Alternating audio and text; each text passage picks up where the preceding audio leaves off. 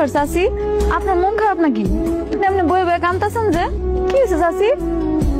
মায়ের নে বয়ে বয়ে কান দেখেন, এটা কি তোরে কওয়া লাগবো? তুই এসেছিস কেন? আমি সাজিদের কাছে আইছি। ও কই? সাজিদ চলে গেছে।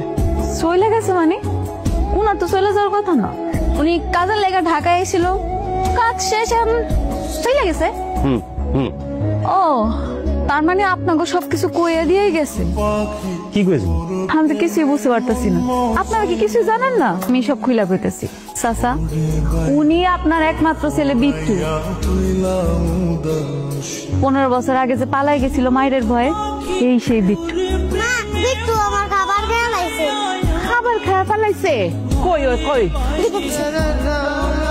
ছোট বোনের খাওয়া খায় পালাইছস? তোর কত বড় সাহস! আজকে তোর একদিন কি আমার একদিন, তুই আজকে বাড়িতে আয়, তোর মাইরাই ফেলাবো।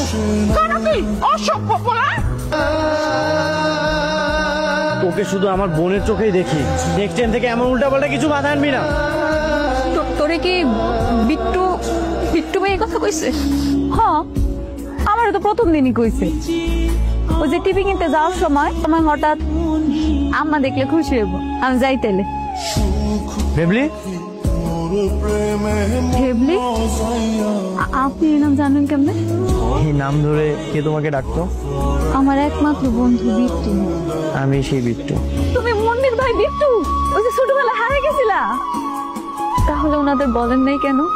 বলিনি, এখনো বলতে চাই না, কারণ আমি শুনতে চাই তাদের আর কি কি সমস্যা আছে, আর জানতে চাই এখনো বিট্টুর উপরে অভিমান আছে কিনা। সামনে তো আমার জন্মদিন, ভাবতেছি জন্মদিনে সারপ্রাইজ দিব। আমি বিট্টু। কি ব্যাপার, আপনারা কেউ কোনো কথা কইতেছেন না কেন? সাজিদ কই? কই উনি? কন না, কি হলো কস না? কই গেছ উনি? চাচি কথা কন।